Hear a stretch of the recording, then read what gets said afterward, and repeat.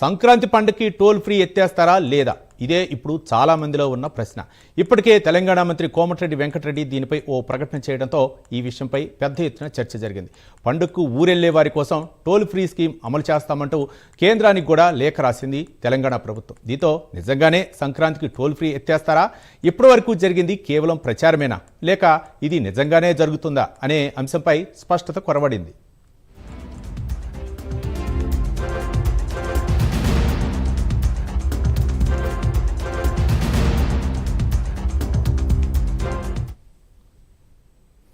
ప్రతి సంక్రాంతి పంటకి పట్నం పల్లెబాటు పడుతుంది. హైదరాబాద్ నుండి ఏపీ వెళ్లే హైవేలు కిక్కిరిసిపోతుంటాయి. టోల్ గేట్ల దగ్గర విపరీతమైన ట్రాఫిక్ జామ్ అవుతూ ఉంటుంది.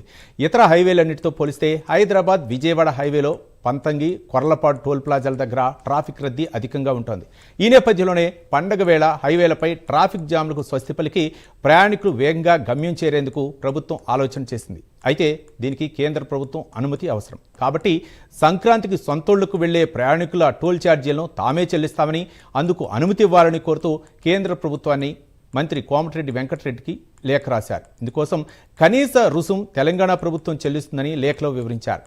సర్కారు నిర్ణయానికి కేంద్రం అనుమతిస్తే విజయవాడతో పాటు ఇతర ప్రాంతాలకు వెళ్లే ప్రయాణికులకు భారీగా ఊరట కలగనుంది.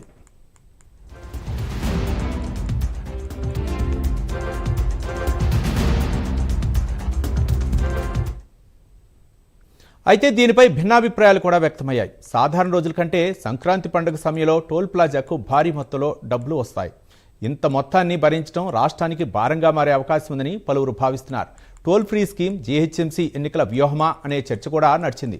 సంక్రాంతి పండుగ కోసం హైదరాబాద్ నుండి ఏపీకి నగరవాసులు పెద్ద ఎత్తున వెళ్లనుండగా వారిలో 95% ఆంధ్ర ఓటర్లు ఉంటారు. దీంతో ఓటర్లను ప్రసన్నం చేసుకోవడానికే ప్రయత్నిస్తున్నారనే కూడా విశ్లేషకులు వినిపిస్తున్నారు. మరి కాంగ్రెస్ ప్రభుత్వం అనుకున్నట్లు కేంద్రం పర్మిషన్ ఇస్తుందా లేదా అనే అంశంపై క్లారిటీ రావాల్సి ఉంది.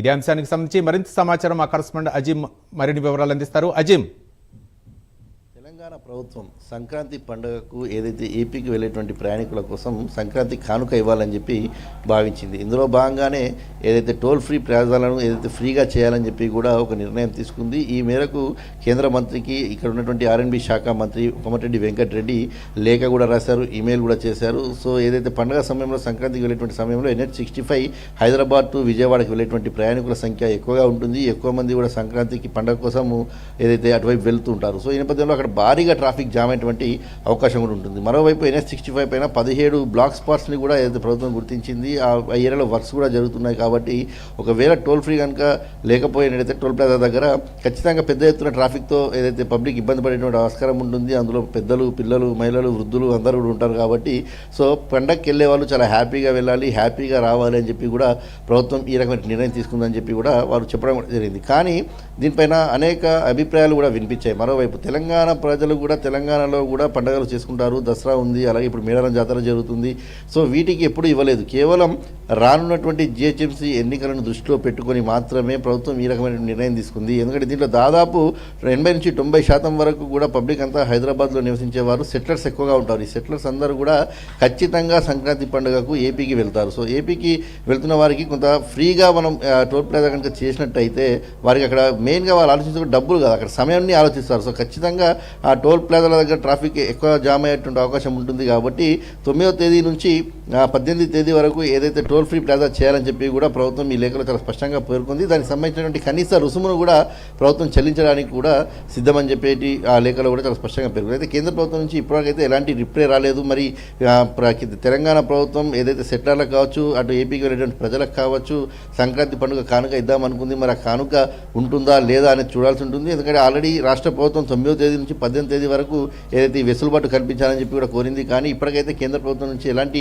రిప్లై అయితే లేదన్నట్టు కూడా మనకు ఆర్ఎండ్బి శాఖ ఉన్నటువంటి అధికారుల ద్వారా చాలా స్పష్టంగా తెలుస్తుంది. మరి కేంద్ర ప్రభుత్వం దీనికి సంబంధించిన అంశంపై పునరాలోచన చేసి ఇప్పుడు వెళ్ళే సమయంలో కాకుండా తిరిగి వచ్చే సమయంలో కూడా పబ్లిక్ చాలాగా ఎక్కువగా ఇబ్బంది పడతారు. అయితే రాష్ట్ర ప్రభుత్వం రెండు వైపులా అప్ అండ్ డౌన్కి ఇవ్వాలని చెప్పి కూడా కోరింది. కానీ మరి కేంద్ర ప్రభుత్వం దీనిపై ఎలాంటి ఆలోచన చేస్తుందో మనకైతే తెలియదు. ఒకవేళ వచ్చేటప్పటికి వచ్చేటువంటి 5 రోజులు అంటే 13, 14, 15 తర్వాత వచ్చేటువంటి 16, 17, 18 ఇవ్వాలని చెప్పి భావిస్తుందా, లేకపోతే అసలు ఇస్తుందా లేదా అనేది కూడా చూడాల్సి ఉంటుంది. ఇక మరోవైపు రాష్ట్రం ఇప్పటికీ అప్పుల్లో ఉంది, రాష్ట్రానికి చాలా పైసలు ఉంటుంది. సో ఈ నేపథ్యంలో ఆర్థిక భారం కూడా పడేటువంటి అవకాశం ఉంటుంది. మనం చూసినట్టయితే కేవలము హైదరాబాద్ నుంచి విజయవాడకు వెళ్ళేటువంటి టోల్ ప్లాజాల దగ్గర సుమారు 6 నుంచి 8 కోట్లు పండుగ సమయంలో వసూలయ్యేటువంటి ఆస్కారం కనిపిస్తుంది. గతంలో మనం 24 కావచ్చు, 25 లెక్కలు చూసినట్టయితే అదే రకమైనటువంటి ఫిగర్స్ మనకు చాలా స్పష్టంగా కనిపిస్తున్నాయి. సో ఈ నేపథ్యంలో ఇప్పుడు దానికంటే మించి కూడా జరగవచ్చు. ఎందుకంటే మనం 24 లెక్కలు చూసినట్టయితే 3.6 lakhs వెహికల్స్ ఏదైతే ఎక్కువగా వెళ్ళాయి, సో 4 lakhs వెహికల్స్ దాదాపు 25లో వెళ్ళాయి. సో ఇప్పుడు దానికంటే ఎక్కువ వెహికల్స్ ప్రయాణించేటువంటి ఆస్కారం ఉంటుంది, ఎక్కువ మంది పండగకు వెళ్ళి